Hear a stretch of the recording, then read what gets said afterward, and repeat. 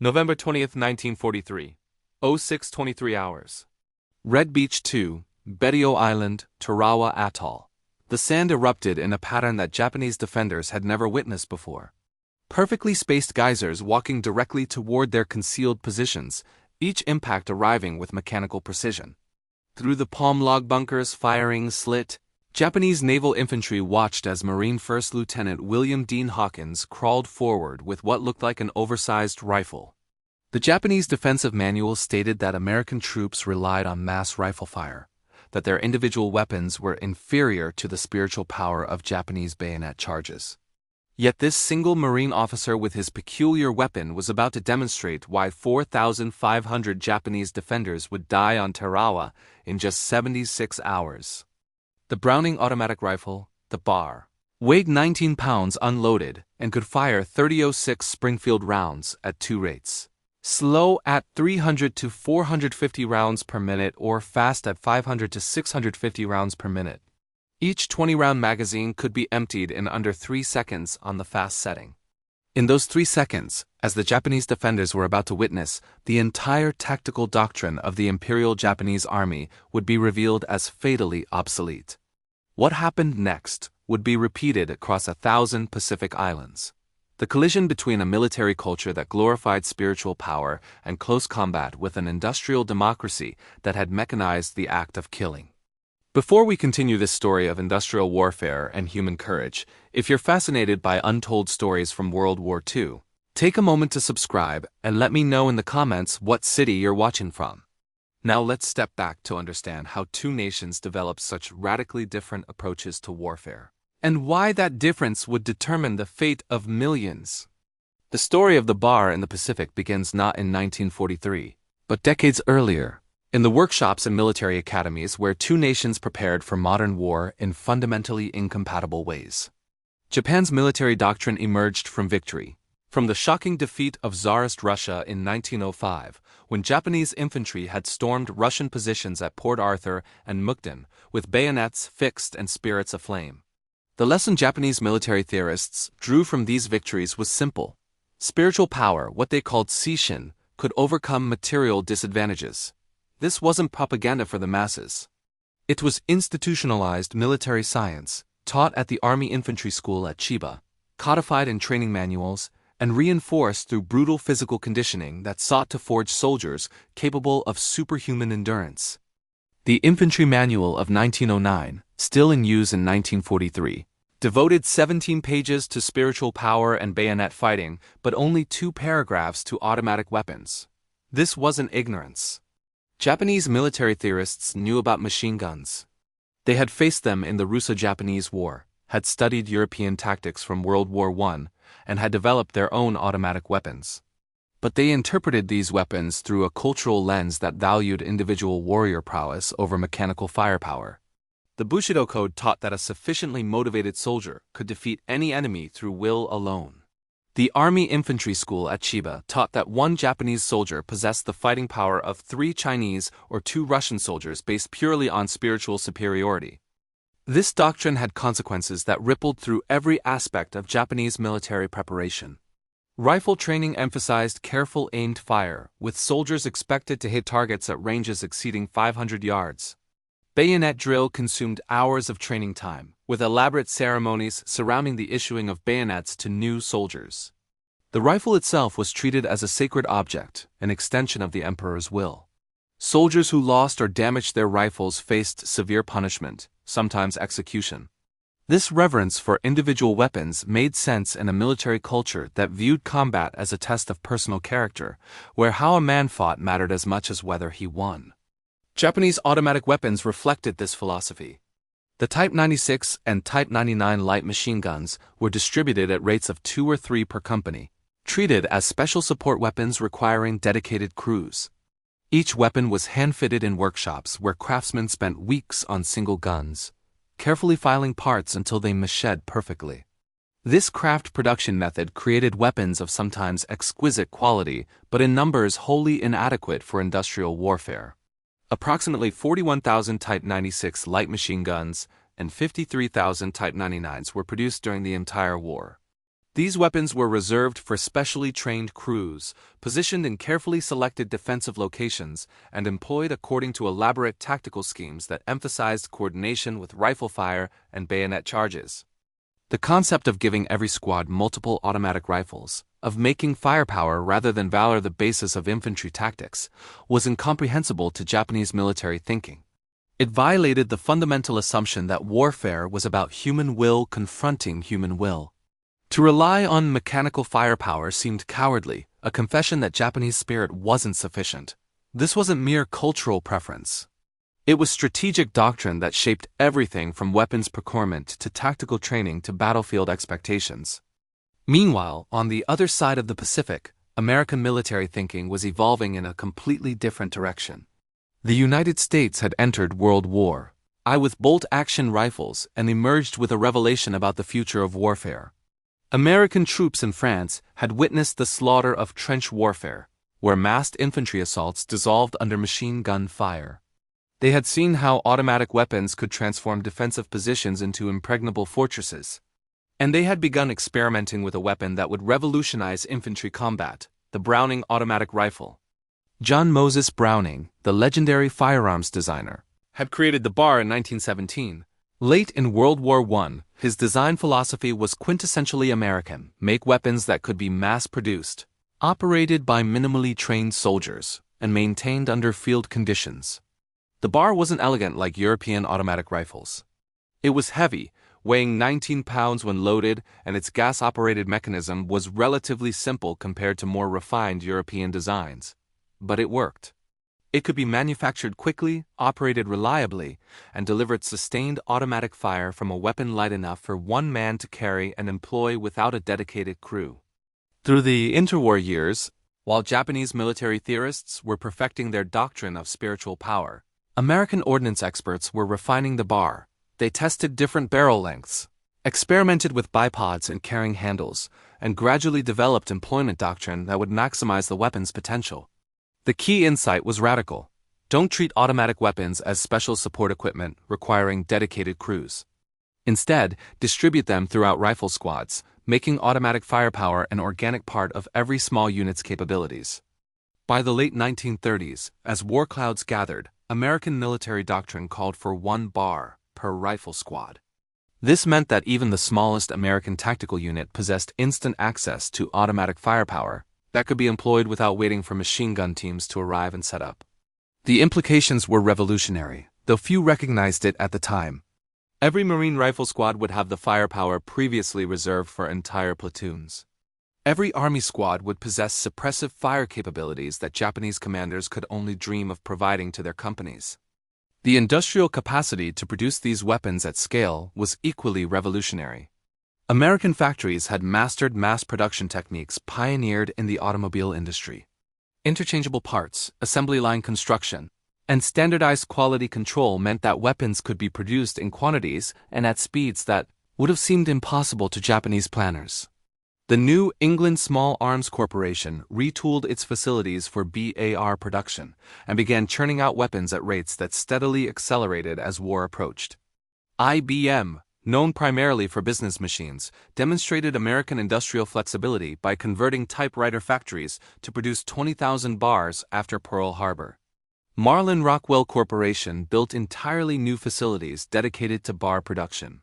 By Pearl Harbor, the industrial foundation was in place for a firepower revolution that Japanese military planners could neither predict nor counter.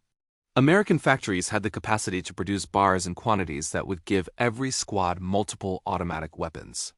American ammunition plants could supply billions of rounds to feed these weapons. American logistics systems could transport this ammunition across the Pacific to forward combat units. And American training facilities could teach hundreds of thousands of soldiers and Marines how to employ these weapons effectively. The Japanese knew none of this. Their intelligence services had reported on American weapons development, but interpreting these reports through their cultural lens, they concluded that American reliance on automatic weapons revealed moral weakness, an unwillingness to close with the enemy in honest combat.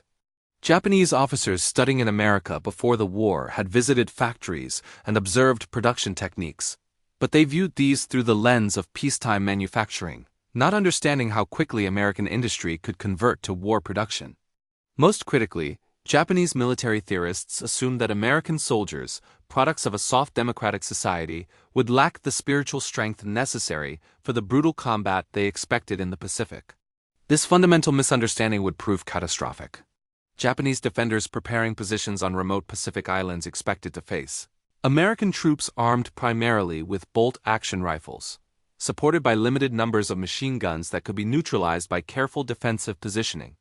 They anticipated that American attacks would follow predictable patterns, allowing Japanese defenders to employ their superior night fighting skills and close combat prowess. They believed that given roughly equal numbers and good defensive terrain, Japanese spiritual power would prevail against American material advantages. They were about to discover how completely they had misunderstood modern warfare. The first major test would come at Guadalcanal, where Japanese confidence in their tactical superiority would collide with American automatic firepower in a series of night battles that would shock the Japanese high command and begin the long, brutal education about industrial warfare. August 7, 1942. Guadalcanal, Solomon Islands. The first major American offensive of the Pacific War would provide the Japanese their initial glimpse of what they faced. Marines had landed and seized an unfinished Japanese airfield, which they quickly renamed Henderson Field. The Japanese response was predictable: immediate counterattack to destroy the American lodgment through aggressive infantry assault. What followed would set the pattern for the entire Pacific War. Colonel Kiyonao Ichiki commanded approximately 917 soldiers of the 28th Infantry Regiment, elite troops who had distinguished themselves in combat in China. These weren't untrained conscripts, but veteran soldiers confident in their ability to destroy what they assumed were demoralized American defenders. Ichiki's plan was simple and, from a Japanese doctrinal perspective, entirely sound. His troops would advance at night, when Japanese training in night combat would give them decisive advantage. They would close quickly with American positions, negating any firepower advantage the Americans might possess with machine guns. And they would rely on bayonet charges to break American morale and rout the defenders. The plan failed so completely that it shook Japanese confidence throughout the theater. The Battle of the Tenaru, actually fought at Alligator Creek on August 21, 1942, demonstrated what would become the pattern of Pacific combat. Japanese infantry, charging forward with fixed bayonets and full confidence in their tactical superiority, ran into interlocking fields of automatic weapons fire, including bearers positioned throughout the Marine line. The mathematics were devastating. A Japanese rifle squad of 13 men could theoretically fire 65 aimed rounds per minute with their bolt-action Arisaka rifles. A Marine squad with 3 bars could deliver 150 rounds in the first 4 seconds of contact, before the Japanese could work their bolts for a second shot. But the numbers alone don't capture the psychological impact. Japanese soldiers, trained to believe in their spiritual superiority, advanced into a storm of automatic fire that seemed incomprehensible. Muzzle flashes erupted everywhere, not from fixed machine gun positions that could be flanked, but from mobile riflemen who shifted position constantly. Private First Class Albert Schmid, manning a machine gun position, became famous for that night's action, credited with killing hundreds of Japanese soldiers before being temporarily blinded by a grenade. But the battle was actually won by the combined effect of all automatic weapons, including the 12 bars distributed among the rifle companies that met the Japanese assault. Each bar gunner had been taught specific employment techniques: fire 6-round bursts, approximately 1 second to fire, then shift position. The Japanese, charging toward muzzle flashes, found only empty space when they arrived. The technique was brutally effective. The aftermath was shocking even to hardened Marines. Of Ichiki's original 917-man force, only 128 survivors remained, most of them wounded. The regimental colors were captured, a disgrace so profound in Japanese military culture that it should have been impossible. Ichiki himself, unable to bear the shame of defeat, committed suicide. His body was found with a single bullet wound to the head, his sword beside him. But the Tenaru was just the beginning. Throughout August and September 1942, Japanese forces launched repeated attacks against the marine perimeter at Guadalcanal, each time expecting that increased numbers and renewed spiritual vigor would overcome American firepower. Each time, they discovered the same brutal reality. American automatic weapons could deliver more fire than Japanese infantry could survive. The Battle of Edson's Ridge in September saw approximately 3,000 Japanese troops assault Marine positions defended by fewer than 1,000 men. The Americans held primarily through superior firepower. The BAR's role in these defensive battles was crucial but often overlooked in official accounts that emphasized machine guns and artillery. The BARs provided the mobile firepower that allowed Marines to respond instantly to Japanese penetrations without waiting for machine gun teams to reposition. When Japanese troops broke through at one point, BAR gunners could move immediately to the threatened sector and deliver suppressive fire while riflemen reorganized. The weapon's portability, combined with its firepower, made it ideal for the fluid defensive battles that characterized Guadalcanal. Japanese military leadership struggled to understand what was happening. Reports from Guadalcanal described unprecedented American firepower, but these reports conflicted with pre-war assumptions about American military capabilities. Some Japanese officers concluded that their troops had simply failed to display sufficient fighting spirit.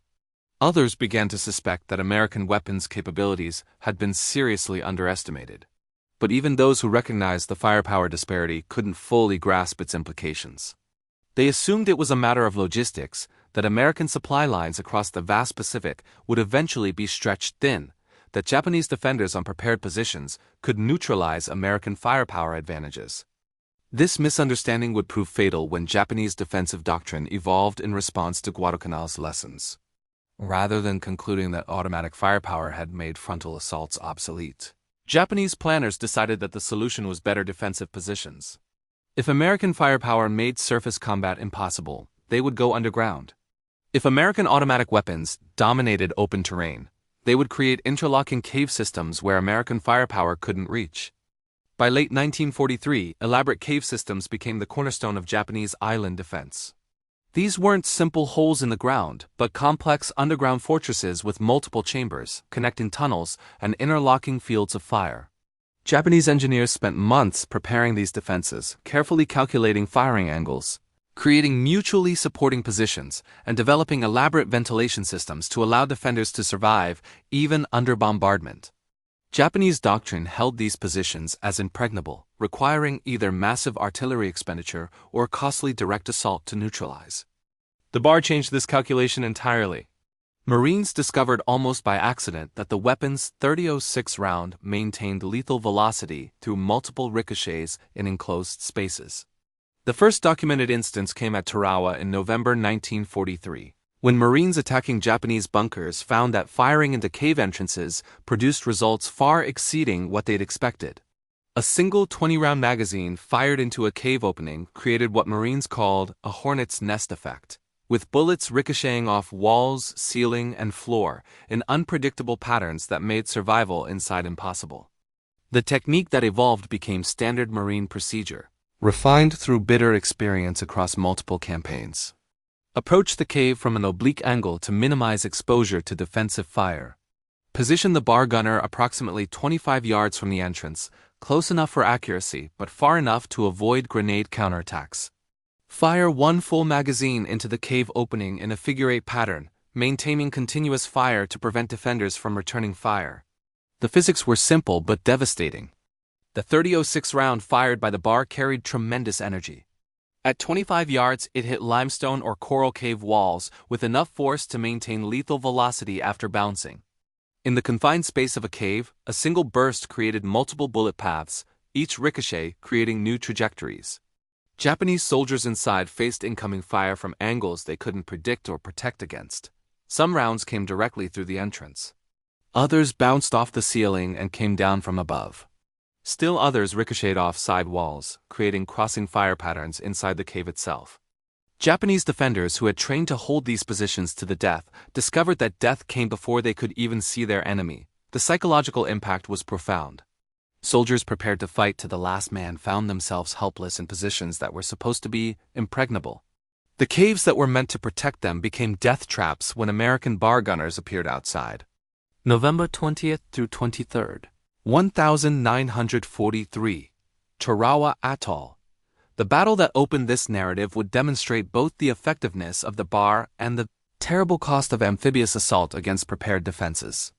WWII Island, barely 2 miles long and 800 yards wide at its widest point, had been transformed into a fortress by Rear Admiral Keiji Shibasaki and approximately 4,500 Japanese defenders. Shibasaki had boasted that 1,000,000 men couldn't take Tarawa in 100 years. He was wrong, but the price of proving him wrong would be steep. Lieutenant William Dean Hawkins and his scout sniper platoon landed in the first waves, tasked with clearing Japanese strong points that threatened the beachhead. Hawkins carried a bar, and his employment of the weapon would earn him a posthumous Medal of Honor. Over the course of the battle's first day, Hawkins led his platoon in clearing numerous Japanese positions using concentrated bar fire. His technique was aggressive: move forward under covering fire, get close to Japanese positions, and deliver overwhelming firepower before defenders could respond effectively. 20 minutes after Hawkins began his assault, his scout sniper platoon had cleared 3 Japanese strongpoints using concentrated bar fire, but Hawkins would not survive the battle. On the third day, November 22nd, he was killed by Japanese fire while leading another assault.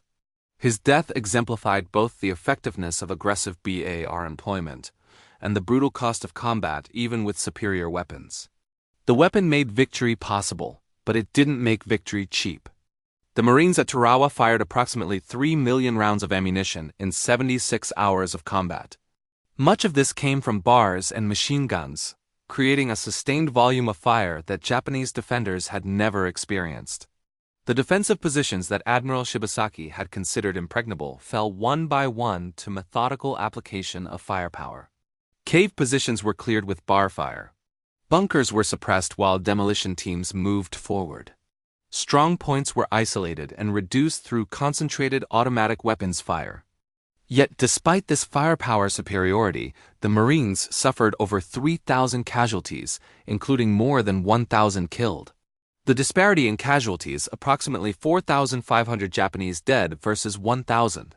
American dead, demonstrated the advantage of superior firepower, but also showed that even overwhelming firepower couldn't eliminate the cost of frontal assault against prepared positions. The lesson wasn't lost on either side. Americans would refine their tactics to better employ their firepower advantages. Japanese defenders would dig deeper and prepare more elaborate defensive systems. The bar's effectiveness at Tarawa spread throughout the Marine Corps. After-action reports praised the weapon's versatility and recommended even wider distribution. Some units began acquiring additional bars through informal channels. Marines liberating extra weapons from supply dumps or trading with other units. The official allocation of 3 bars per rifle squad began to be seen as a minimum rather than a standard. By 1944, some Marine squads were operating with 4, 5, or even 6 bars, essentially transforming rifle squads into automatic weapons platforms. This proliferation of automatic weapons represented a fundamental transformation in American infantry tactics. The traditional distinction between riflemen and automatic weapons specialists began to blur. Every Marine learned bar operation, even if they weren't primarily bar gunners. Cross-training meant that casualties among bar gunners wouldn't leave weapons unused. More importantly, it meant that tactical flexibility increased dramatically. Squad leaders could mass their bars for maximum effect or distribute them to provide all-around defensive fires. The Japanese response to Tarawa's lessons would shape the rest of the Pacific War. Rather than concluding that defensive tactics were failing, Japanese planners decided they simply needed better defenses. The cave systems at Tarawa had worked when Marines had been forced to approach them. The solution was more caves, deeper caves, better designed caves with more complex tunnel systems. This decision would lead to the elaborate underground fortresses at Peleliu, Iwo Jima, and Okinawa. But the Japanese were solving the wrong problem. The issue wasn't the quality of their defensive positions. It was the fundamental firepower disparity that made any position vulnerable once American forces arrived with sufficient ammunition and determination. The bear, combined with American logistical capacity to supply unlimited ammunition, meant that even the best prepared Japanese position would eventually fall. It might take hours or days rather than minutes, but the outcome was inevitable once American forces committed to reducing a position. By early 1944, the pattern was clear to anyone willing to see it. Japanese tactical prowess and defensive preparation could exact a terrible price from American attackers, but couldn't prevent eventual American victory. The industrial capacity that produced bars by the hundreds of thousands also produced the ammunition to feed them, the ships to transport them, and the supplies to sustain the forces using them. Japan, struggling to maintain supply lines to isolated garrisons, couldn't compete with an industrial power that treated weapons and ammunition as abundant commodities rather than precious resources. The stage was set for the Central Pacific Drive, where these lessons would be applied on an even larger scale. The Marshall Islands, the Marianas, and eventually the Philippines would see the same pattern repeated. Japanese defenders in elaborate positions overwhelmed by American firepower delivered through weapons like the bar. But the Japanese would continue fighting because their military culture offered no alternative to resistance unto death, even when that resistance had become militarily futile. June 10, 1944, Saipan, Mariana Islands. The invasion of Saipan represented a crucial turning point in the Pacific War, bringing American forces within bomber range of the Japanese home islands. Lieutenant General Yoshitsugu Sato commanded approximately 31,000 defenders, including 25,000 Japanese Army troops and 6,000 Japanese Navy personnel. They had spent months preparing defenses, learning from every previous battle, constructing positions that represented the evolved art of Japanese defensive warfare. They had studied American tactics at Tarawa and Guadalcanal, prepared countermeasures, and positioned their forces to maximize the advantages of Saipan's terrain. Saipan's topography seemed ideal for defense. Volcanic mountains dominated the interior, with countless ravines, caves, and cliffs that could be transformed into strong points. Unlike the flat atolls where American firepower could dominate, Saipan's terrain offered opportunities for concealment, covered approaches, and ambush. Japanese planners believed these advantages, combined with determined resistance, could make Saipan prohibitively costly for the Americans to capture. They were wrong, but not for lack of preparation or courage. By June 1944, Marine doctrine had evolved specifically to maximize bear employment against Japanese cave defenses. Each rifle company had been reorganized to center around bar teams. The official ratio was now 1 bar for every 4 Marines, but unofficial acquisition meant many units possessed even higher ratios. Some squads operated with 5 or 6 bars, turning infantry units into mobile automatic weapons platforms that could advance under their own covering fire. The tactics that evolved represented a synthesis of hard-won experience. The basic approach to a Japanese strongpoint followed a pattern that would be repeated thousands of times across the Pacific. First, identify the position through reconnaissance or by drawing fire. Second, bring up bars to suppress the position while other elements maneuvered. Third, use concentrated bar fire to keep defenders from returning effective fire during the assault. Finally, reduce the position with grenades, demolitions, or flamethrowers while bars continued suppressive fire. This technique sounds simple in description, but required extraordinary coordination under fire. Bar gunners needed to maintain continuous fire without overheating their barrels or running dry at crucial moments. Assault teams needed to time their movements to coordinate with covering fire. Squad leaders needed to orchestrate multiple elements while under fire themselves. The fact that Marines executed these complex tactics repeatedly under combat conditions testified both to their training and to the effectiveness of the weapons themselves. The 2nd Marine Division alone fired 8.7 million rounds of .36 ammunition during the 3-week battle for Saipan. Much of this came through bars and machine guns, creating a sustained volume of fire that Japanese defenders could not match. The statistics are staggering when examined closely. 8.7 million rounds in 21 days meant an average of over 400,000 rounds fired per day by a single division. Even accounting for machine gun fire, this represented thousands of bar magazines expended daily. The logistics required to sustain this expenditure were as impressive as the weapons themselves. Each bar magazine held 20 rounds and weighed approximately 1.5 pounds when loaded.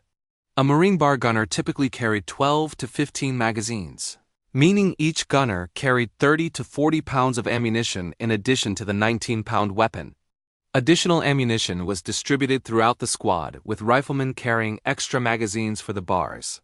During sustained combat, ammunition resupply became critical, requiring constant movement of supplies from beach dumps to frontline units. American logistics made this possible. Shore parties worked around the clock, unloading ammunition from cargo ships. Trucks and tractors moved supplies to forward dumps. Carrying parties brought ammunition to the front lines, often under fire. The entire system represented an industrial approach to warfare that Japanese planners had never fully grasped. While Japanese defenders rationed ammunition carefully, counting rounds and saving them for critical moments, American Marines could expend ammunition freely, knowing that resupply was limited only by their ability to carry it forward. The battle for Purple Heart Ridge on Saipan demonstrated both the effectiveness of this firepower and its human cost. The ridge was actually a series of interconnected high points, offering commanding views of American positions. Japanese defenders had constructed mutually supporting positions in coral and limestone caves, each position carefully sited to cover approaches to the others. Taking Purple Heart Ridge required methodical reduction of each position, a process that consumed days of sustained combat.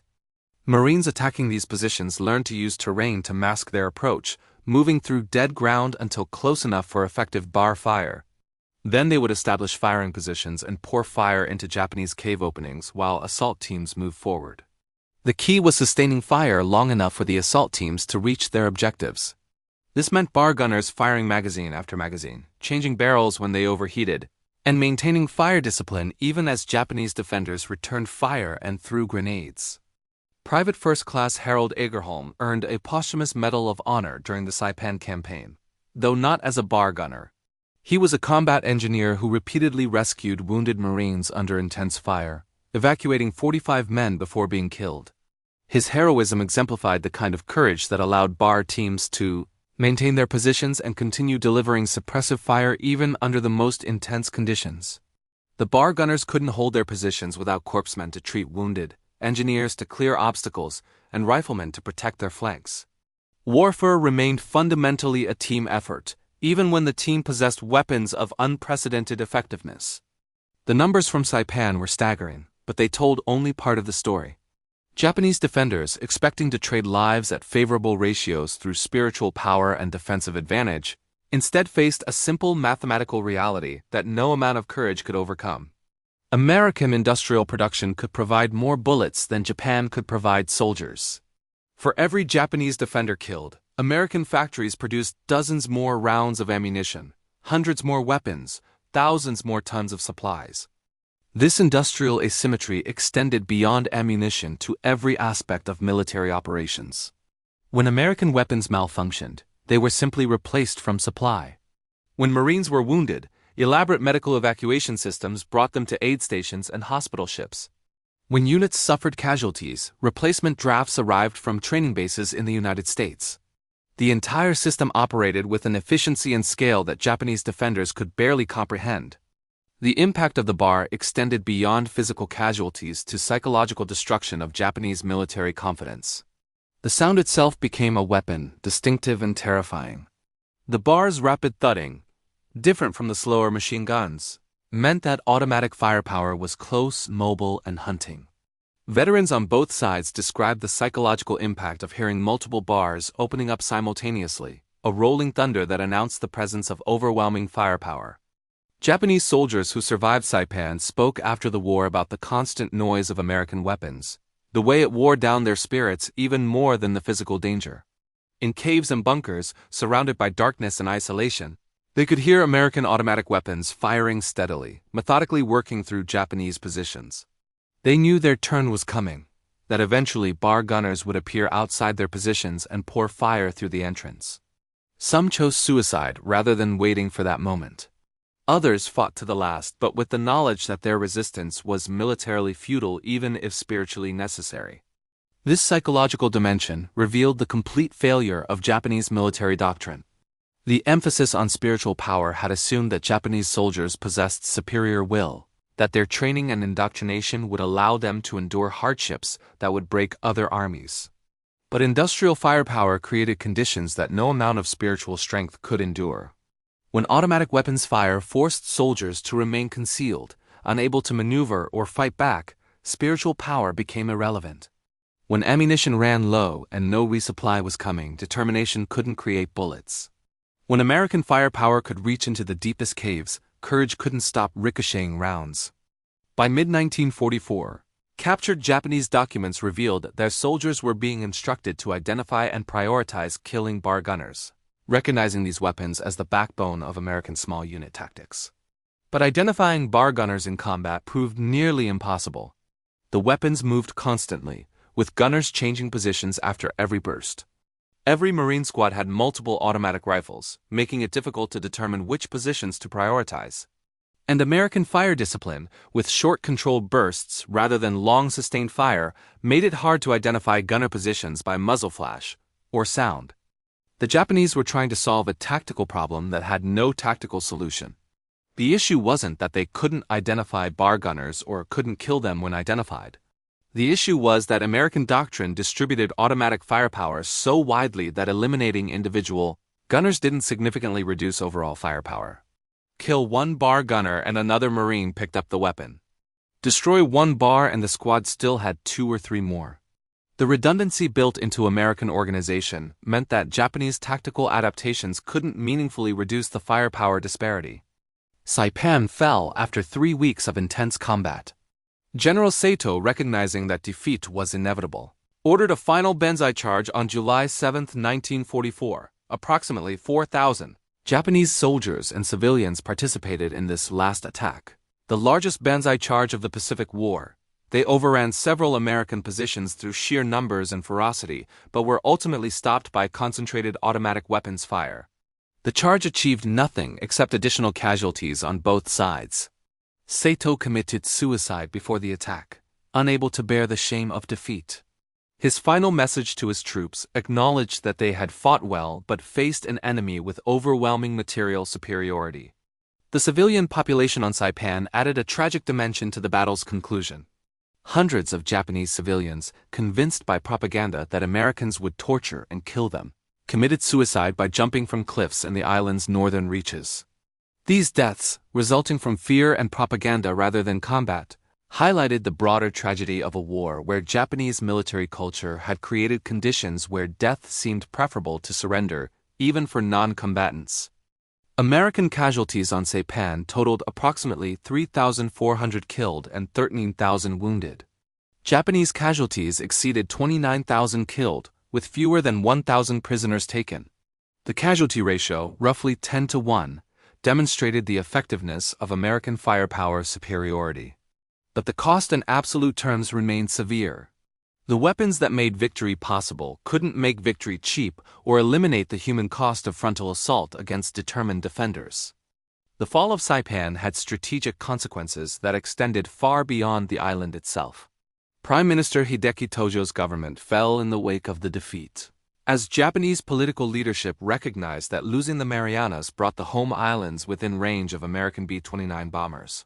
The entire defensive perimeter that Japan had constructed at such cost was collapsing under American pressure.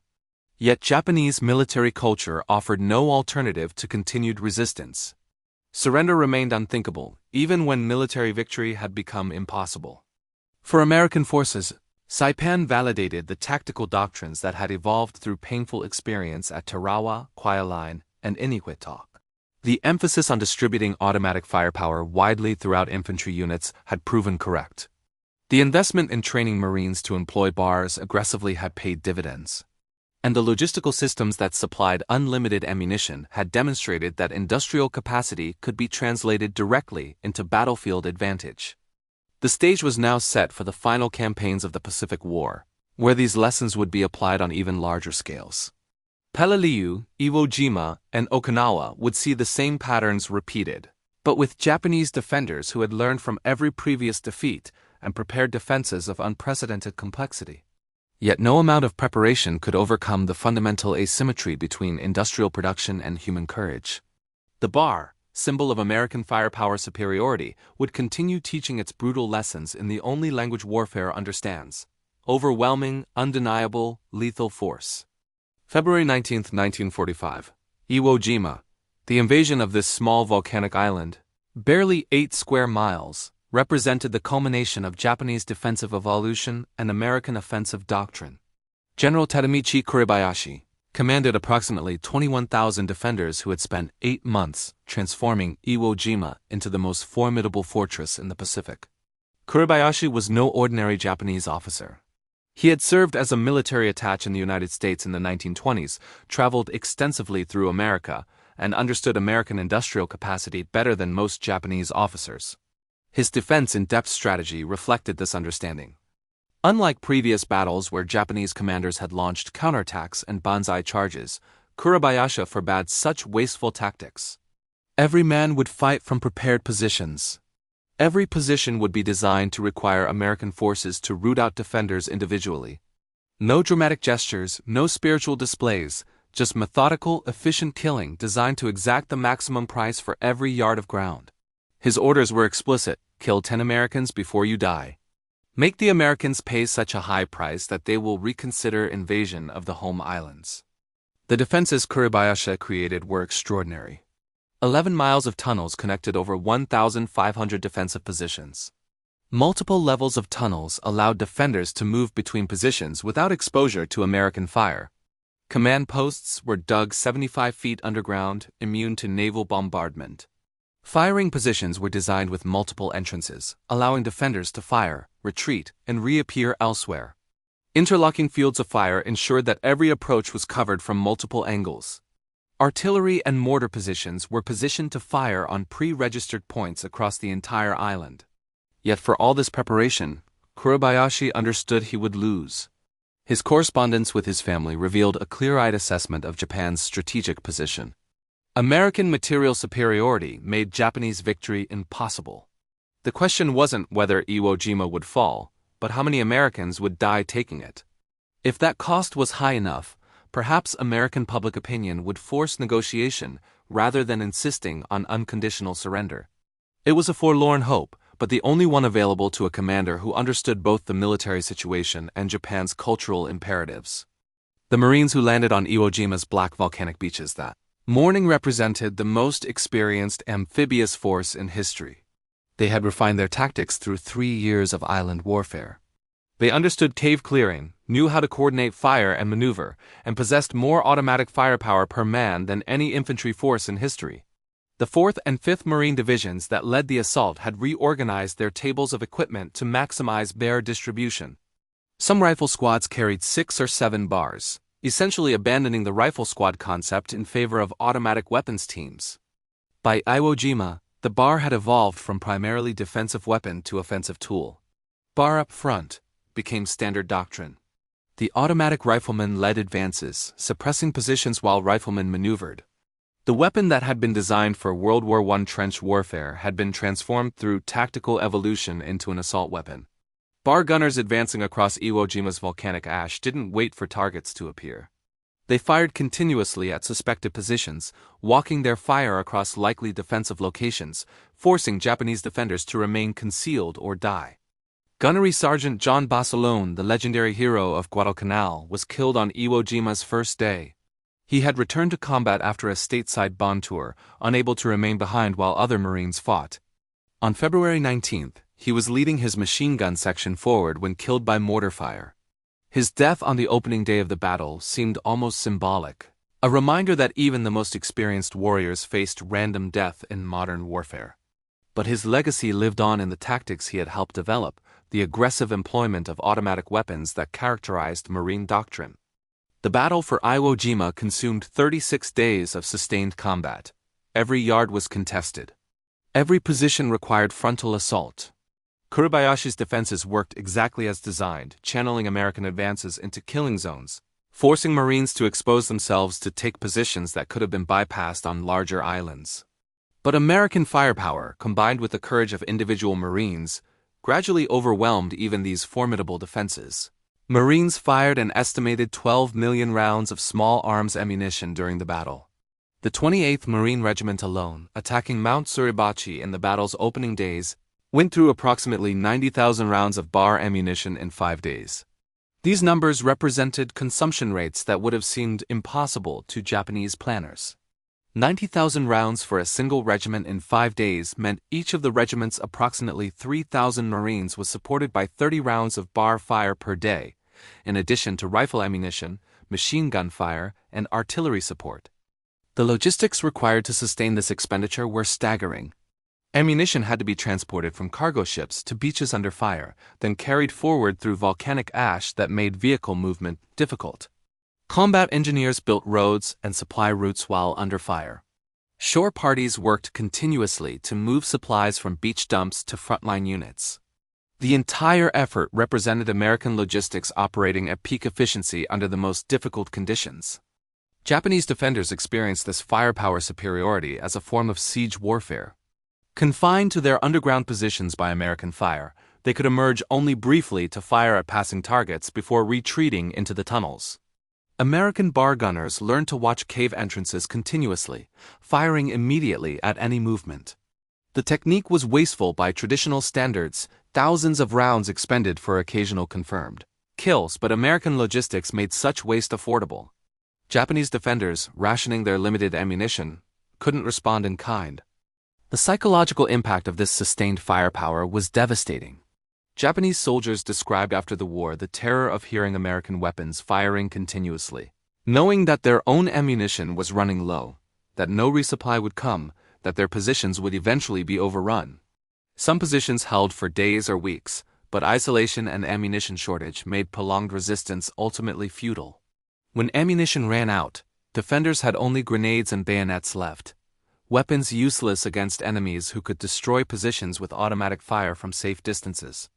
The cave systems that were supposed to provide protection became tombs. Marines developed specialized tactics for dealing with Iwo Jima's multi-level tunnel complexes. They would seal some entrances with demolitions, forcing defenders to use other exits. Then they would position bar gunners to cover these remaining exits and wait. Eventually, Japanese defenders would have to emerge either to attempt escape or because conditions underground became unbearable. When they emerged, they walked into concentrated automatic fire that gave them no chance of survival. The famous flag raising on Mount Suribachi on February 23, captured in Joe Rosenthal's iconic photograph, marked only the beginning of Iwo Jima's battle. Suribachi's fall after 4 days of combat represented approximately 1/10 of the island's area. The remaining 5 weeks saw grinding advances measured in yards per day, each yard purchased with casualties that horrified even veteran Marines. By the battle's end, American casualties exceeded 26,000, including nearly 7,000 killed. Japanese casualties were even more severe. Only 1,083 prisoners were taken from the original garrison of approximately 21,000. The rest died in place, many sealed in caves by bear fire and demolitions. The casualty ratio on Iwo Jima, roughly 3-1, was far less favorable to Americans than previous battles. Kurabayashi's tactics had worked. By eliminating wasteful banzai charges, by forcing Americans to assault prepared positions, by designing defenses to maximize American casualties, he had achieved his objective of making Americans pay a terrible price. Yet he had also demonstrated the futility of Japanese resistance. Despite perfect defensive terrain, 8 months of preparation, and tactics designed specifically to counter American strengths, Japanese defenders had delayed but not prevented American victory. General Kurabayashi died in the battle's final days, probably in a last attack on American positions. His body was never identified.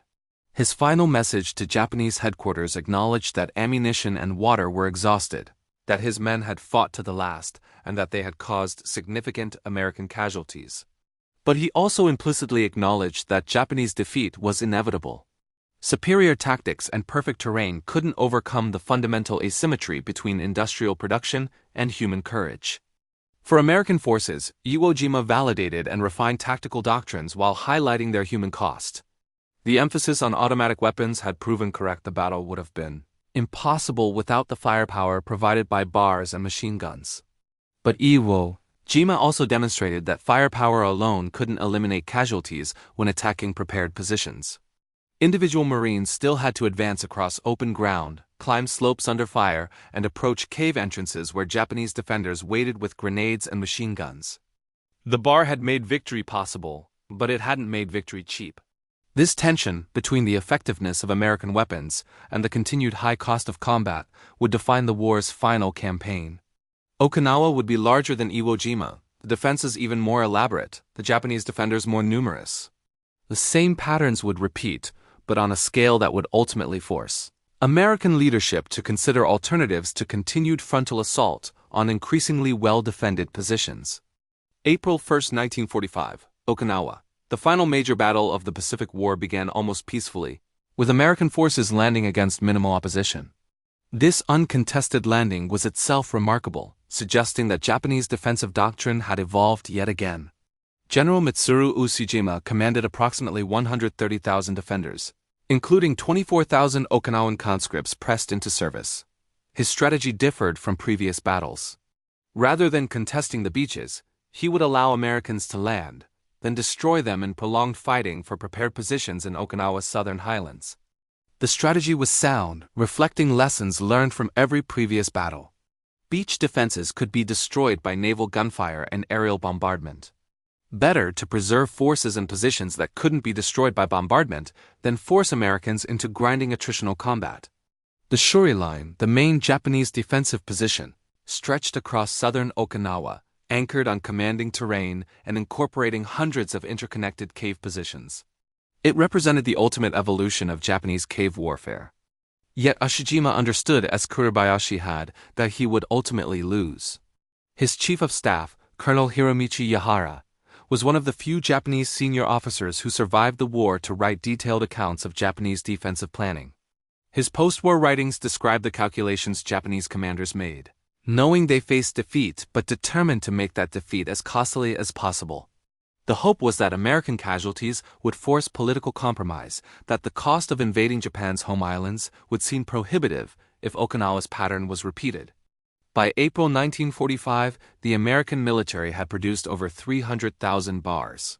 Distribution had become so widespread that some army units had abandoned official organization entirely, operating with one bar for every 2 or 3 soldiers. The 96th Infantry Division, one of several army divisions fighting on Okinawa alongside Marines, reported carrying significantly more bars than their authorized allocation. Soldiers had learned through bitter experience that survival meant firepower and firepower meant bars. This proliferation of automatic weapons had transformed American infantry organization. The traditional distinction between rifle squads and weapon squads had blurred. Some units operated with most soldiers carrying automatic weapons, supplemented by a few riflemen armed with M1 Garands. The transformation was logical. If automatic weapons were more effective than rifles, why not give everyone automatic weapons? The only limiting factor was ammunition supply, and American logistics had proven capable of sustaining enormous expenditure. The 10th Army, commanding American forces on Okinawa, fired an estimated 60 million rounds of small arms ammunition during the 82-day battle. The 24th Corps alone documented firing 25 million rounds of rifle and machine gun ammunition. These numbers represented consumption rates that exceeded even Iwo Jima's intensive combat. Japanese defenders, often limited to 100 rounds per man for the entire battle, faced an enemy who could expend that amount in seconds. The Shuri Line battles in May 1945 demonstrated the mature American tactical system operating at peak efficiency. Each position was reduced through systematic application of firepower. Bar teams would approach under cover, establish firing positions, and pour fire into cave entrances while assault teams maneuvered. The process was methodical, almost industrial. Position after position fell to the same technique, repeated thousands of times with mechanical precision. But methodical didn't mean bloodless. Okinawa's terrain favored defenders, with countless ravines and ridges providing covered approaches and concealment. Japanese defenders employed artillery and mortar with greater skill than in previous battles, delivering coordinated fires that caused significant casualties. American losses mounted steadily, accumulating day by day as the advance measured yards rather than miles. By mid-May, casualty rates were approaching those of Iwo Jima, raising concerns at the highest levels of command. The weather added another dimension of suffering. Heavy rains in May turned Okinawa into a sea of mud. Movement became difficult. Weapons maintenance became critical as mud threatened to jam automatic weapons. Supply lines stretched across muddy slopes where vehicles couldn't operate, requiring hand-carrying of ammunition and supplies. Yet American logistics continued functioning, delivering ammunition and supplies despite conditions that would have paralyzed less robust systems. Japanese defenders experienced Okinawa as a slow strangulation. Confined to their positions by American firepower, they waited as ammunition ran low, food supplies dwindled, and water became scarce.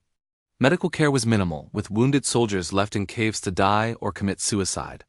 The pressure of sustained American attack, combined with deteriorating conditions in defensive positions, broke some units mentally before they were physically destroyed. Soldiers who had sworn to fight to the death sometimes surrendered, though such surrenders remained rare. The civilian population on Okinawa added tragic complexity to the battle. Approximately 150,000 Okinawan civilians died during the campaign, caught between American firepower and Japanese refusal to surrender. Some were killed in crossfire or by American bombardment. Others were killed by Japanese soldiers who viewed Okinawan civilians as potential collaborators or who wanted to prevent surrender. Still others committed suicide, convinced by Japanese propaganda that Americans would torture and kill prisoners. The civilian casualties highlighted the broader tragedy of a military culture that preferred death to surrender, extending this preference even to non-combatants. The Shuri Line fell in late May after weeks of sustained combat. Japanese forces conducted a fighting withdrawal to secondary positions in southern Okinawa, abandoning their most elaborate defenses but preserving combat power. The withdrawal was skillfully executed, demonstrating that Japanese tactical competence remained high even as strategic defeat became inevitable. But the withdrawal also illustrated the futility of further resistance. There was nowhere left to withdraw to, no reinforcements coming, no hope of victory or even of meaningful delay of American victory. General Uchijima and Colonel Yahara debated whether to fight to the last or attempt organized surrender. Uchijima chose death, committing ritual suicide on June 22 along with his chief of staff General Isamu Cho. Yahara, ordered to survive and report on the battle, reluctantly obeyed, becoming one of the few Japanese senior officers to survive as a prisoner. His survival allowed detailed documentation of Japanese planning and tactics, providing insights that would have been lost if he had followed military culture's expectation of death before surrender. American casualties on Okinawa exceeded 50,000, including 12,000 killed. Japanese military casualties approached 110,000 killed, with fewer than 8,000 prisoners taken. The casualty ratio, approximately 9-1 excluding civilians, demonstrated continued American firepower superiority. But the absolute numbers were staggering, representing the highest casualties of any Pacific campaign. The Battle of Okinawa alone killed more Americans than the entire Korean War would 5 years later. The cost of Okinawa forced American leadership to confront uncomfortable realities. If this pattern continued, if every Japanese-held island required months of combat and tens of thousands of casualties, then invasion of Japan's home islands would be prohibitively expensive. The Japanese military had approximately 2 million soldiers defending the home islands, with millions of civilians organized into militia units. If Okinawa's pattern repeated, American casualties for invading Japan could reach hundreds of thousands. This calculation provided crucial context for the decision to use atomic weapons. The bombs dropped on Hiroshima and Nagasaki in August 1945 killed approximately 200,000 people, mostly civilians.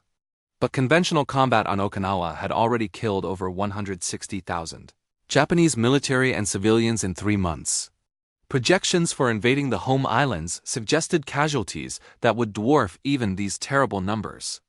The atomic bombs offered a way to force surrender without the prolonged conventional combat that had characterized every previous battle. Yet the atomic bomb's impact shouldn't overshadow the conventional firepower revolution that had preceded them. The bar and weapons like it had already demonstrated that Japan faced inevitable defeat. Admiral Soimu Toyoda, Navy Chief of Staff, recognized at the final imperial conferences discussing surrender that American conventional superiority alone guaranteed Japan's defeat. The atomic bombs accelerated surrender, but they didn't fundamentally change the equation. Japan could not match American industrial production of weapons and ammunition, could not replace losses as quickly as Americans could inflict them, and could not develop tactics that would overcome the firepower disparity. The Browning automatic rifle's role in this conventional superiority was significant, but often overlooked. The weapon didn't win headlines like atomic bombs or carrier battles. It was simply a tool, used by hundreds of thousands of soldiers and Marines in thousands of small actions that collectively determined the war's outcome. Every cave cleared, every position reduced, every Japanese assault broken, these small victories accumulated into strategic triumph, and the bar was central to almost all of them. By war's end, the statistics told a story of industrial asymmetry that no amount of courage could overcome. American factories had produced approximately 350,000 bars during the war. nearly 4 times Japan's total production of all light machine gun types combined. Each bar cost approximately $75 to manufacture in 1944, while Japanese Type 96 machine guns cost significantly more in materials and labor while delivering inferior performance. The production comparison revealed the fundamental disparity that had determined the war's outcome before the first shot was fired. The ammunition statistics were even more revealing. While specific figures for 3006 production vary among sources, American factories produced approximately 47 billion rounds of small arms ammunition of all types during World War II. This massive production ensured that American forces never lacked ammunition, even when expending it at rates that seemed wasteful to resource-starved Japanese forces. Japanese soldiers often entered combat with fewer than 100 rounds total. American Marines fired more ammunition in training exercises than many Japanese soldiers saw in their entire service. The logistics infrastructure required to deliver this ammunition to combat zones was itself remarkable. The supply base at Ulithi Atoll, constructed from nothing in 1944, handled massive quantities of ammunition daily. Transport ships made continuous runs from West Coast ammunition plants to Pacific supply bases. The infrastructure required to maintain this flow, ports, ships, handling equipment, storage facilities, represented an investment beyond Japan's entire military budget. American logistics had transformed firepower into a commodity that could be delivered anywhere in quantities limited only by shipping capacity. This logistical supremacy reflected a fundamentally different conception of warfare. Japanese military culture, rooted in samurai tradition, valued individual combat, personal honor, and spiritual power. American military culture, rooted in industrial democracy, valued firepower, efficiency, and mechanical advantage. These cultural differences extended to treatment of weapons themselves. Japanese soldiers treated their rifles as sacred objects, extensions of the emperor's will, maintained with religious devotion. American Marines treated bars as tools, reliable, replaceable, disposable if necessary. When bears malfunctioned, Marines simply drew new ones from supply. When Japanese weapons failed, soldiers often died trying to repair them under fire. The training systems reflected these cultural differences. At Camp Pendleton and Fort Benning, Marines and soldiers learned bar employment through repetitive drill, standardized procedures, and production line training methods. Each Marine fired thousands of rounds in training, learning instinctive shooting, walking fire, talking guns, and rapid magazine changes. By graduation, a Marine could change magazines in under 3 seconds, clear jams by feel, and maintain accurate fire while moving. This training investment, thousands of rounds per Marine, hundreds of hours of instruction, was possible only because of American industrial capacity. Japan, chronically short of ammunition, even for combat, could never provide such extensive training. Japanese soldiers often entered combat having fired fewer than 100 rounds in training. Their marksmanship skills were developed through dry fire practice and carefully aimed shots at targets. This training produced soldiers capable of precise shooting under ideal conditions, but ill-prepared for the chaotic reality of combat, where rapid fire and quick target acquisition mattered more than careful aim.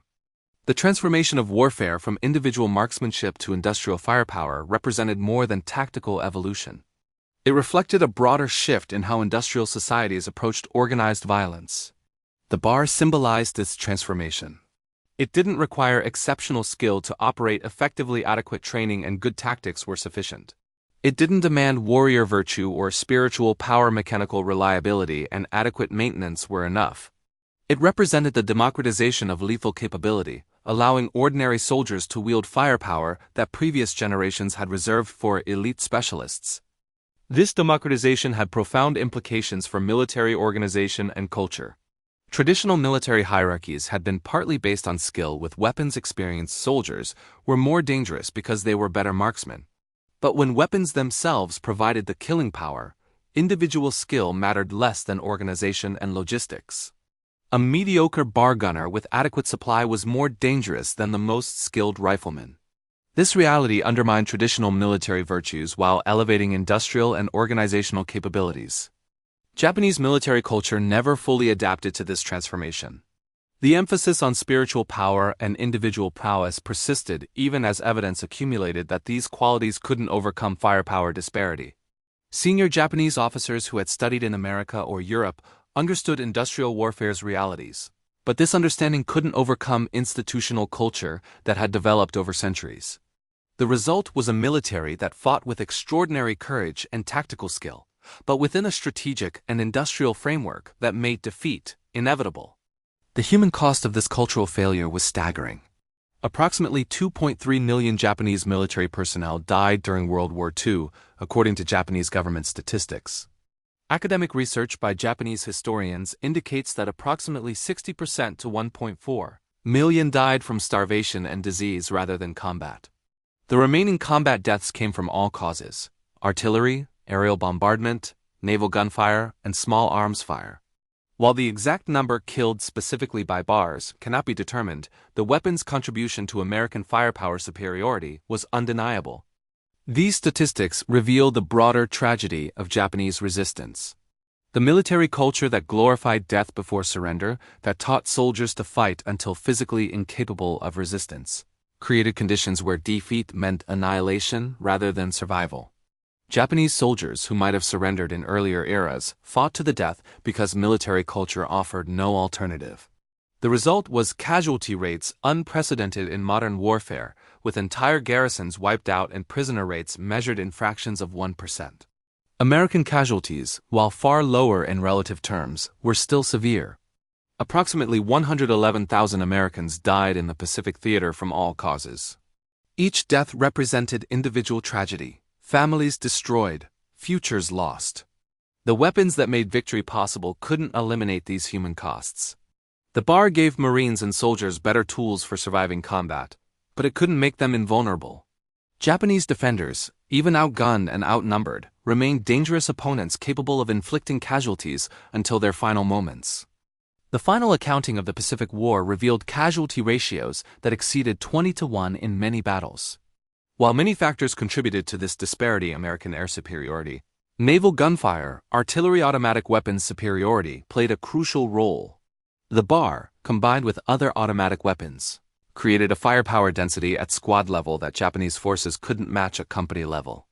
This local firepower superiority, repeated across thousands of small actions, accumulated into the strategic dominance that determined the war's outcome.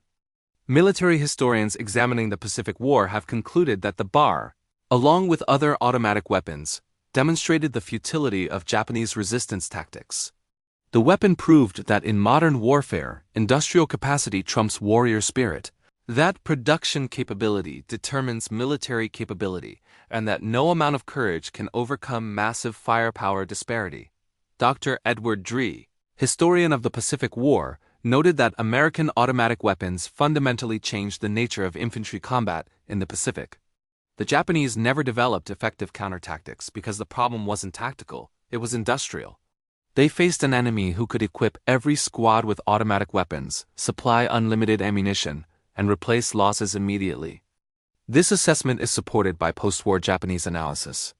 Military officers studying in America after the war discovered the true scale of American production and understood why defeat had been inevitable.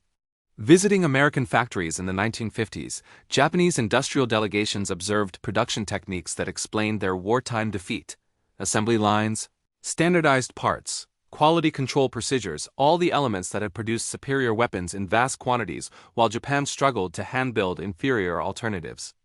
The bar's impact extended far beyond military defeat to transform Japanese society itself. The weapon that destroyed Japanese militarism also demonstrated the power of industrial democracy. Post-war Japan embraced the values the bar represented: industrial efficiency, technological innovation, mass production excellence. Japanese companies founded after the war by veterans who had witnessed American industrial might, Honda, Toyota, Sony, applied lessons learned from observing American production superiority. They understood that national power came not from military conquest, but from industrial capacity. Japan's economic miracle was built partly on lessons learned from witnessing American industrial warfare. The same organizational principles that produced bars in vast quantities, standardized manufacturing, quality control, continuous improvement, were applied to civilian production with spectacular results. Japan transformed from defeated military power to economic superpower within a generation, driven partly by understanding of industrial organization learned from military defeat. When the newly formed Japanese self-defense forces received military aid from America in the 1950s, they were equipped with American weapons including bars. Approximately 10,000 were provided through military assistance programs. Japanese soldiers now trained with the very weapons that had defeated their predecessors, an ironic culmination of the transformation from militarism to alliance with industrial democracy. In later decades, American and Japanese veterans met at various Pacific battlefields for reconciliation ceremonies. At these meetings, former enemies discussed their experiences with remarkable candor. American bear gunners and Japanese infantry survivors shared perspectives on the weapon that had defined their combat experience. These reconciliation meetings revealed shared understanding. Both sides had been caught in forces beyond their control. American Marines with their bars had been instruments of industrial democracy, while Japanese soldiers had been servants of military feudalism. The collision between these systems produced tragedy on a massive scale, but also transformation. At a 1995 ceremony on Iwo Jima marking the 50th anniversary of the battle, American and Japanese veterans placed wreaths together at memorials. They recognized that the weapons that had killed so many had also ultimately ended a war and transformed a nation. The bar had been an instrument of destruction, but also of liberation from militarism. The veterans understood this duality in ways that academic historians could only approximate. General Tomoyuki Yamashita, executed for war crimes in 1946, had commanded Japanese forces in both spectacular victories and crushing defeats. His experience encompassed the entire arc of Japanese military fortunes, from triumph at Singapore to destruction in the Philippines. Before his execution, he reflected on the nature of Japan's defeat, recognizing that Japan had fundamentally misunderstood the nature of modern warfare. The same recognition came to other Japanese commanders who survived. They understood that the bar and weapons like it represented not just superior firepower, but a superior system industrial democracy's ability to mass-produce tools of war while maintaining quality and innovation. Captain Mitsuo Fuchida, who led the Pearl Harbor attack and survived the war to become a Christian evangelist, later reflected on the nature of American power. He recognized that weapons like the bar demonstrated American strength not through individual superiority, but through systematic application of industrial capacity to warfare. Every bar was a product of American factories, American logistics, American training systems, an entire society mobilized for industrial warfare. Today, in military museums across Japan, American weapons from World War II are displayed as historical artifacts. These displays often include the bar, recognizing its role in the Pacific War. Japanese visitors, especially younger generations, study these weapons to understand how their nation's militaristic past was defeated by industrial democracy. The lessons are clear. National strength in the modern era comes not from warrior spirit, but from industrial capacity. Not from willingness to die, but from ability to produce. Not from individual courage, but from systematic organization. The bar taught these lessons to Japanese soldiers who had no choice but to learn them in combat, where the price of education was paid in blood. The transformation of Japan from militaristic empire to peaceful economic power was built partly on lessons learned from facing American automatic weapons. The bar didn't just kill Japanese soldiers, it killed Japanese militarism, demonstrating conclusively that industrial capacity, not spiritual power, determined victory in modern war. The cave entrances on Pacific Islands, still scarred by bullet impacts decades later, stand as monuments to the collision between two military philosophies. In those scars lies the story of how America's automatic rifle didn't just win battles, but demonstrated the fundamental transformation of warfare from individual combat to industrial process. The echo of bar fire across Pacific Islands was more than the sound of victory. It was the industrial age announcing its dominance over all previous forms of warfare. Japanese soldiers dying in caves from ricocheting rounds they never saw coming were witnesses to the terrible efficiency of modern industrial democracy. The bar's legacy in the Pacific was not just victory but transformation of warfare, of nations, of understanding about what constitutes national power in the industrial age. Every burst of bar fire was a lesson in this new reality, taught to Japanese soldiers who paid the ultimate price for their education. In the end, the Browning automatic rifle achieved what no treaty or negotiation could have accomplished. It convinced Japan through overwhelming demonstration that military aggression against industrial democracy was not just inadvisable but impossible. That lesson, learned in blood on Pacific Islands from Guadalcanal to Okinawa, created the pacifist Japan that would become America's strongest Asian ally. A transformation begun when the first Marine bar gunner pulled his trigger and started teaching the terrible mathematics of modern war. The story of the bar in the Pacific is ultimately a story of how industrial capacity defeats warrior tradition, how mass production overcomes individual courage, and how modern warfare rewards not the bravest soldiers but the most productive factories. It's a lesson written in thousands of cave entrances across the Pacific, each one scarred by bar rounds that ricocheted through the darkness, bringing death to soldiers who had believed that spirit could triumph over steel. That belief died with them. And from its death came a new Japan, one that understood that true national power comes not from military conquest, but from economic development, not from warrior tradition, but from industrial innovation, not from willingness to die, but from capacity to produce. The Browning automatic rifle had delivered this lesson in the only language war understands: overwhelming, undeniable, lethal force.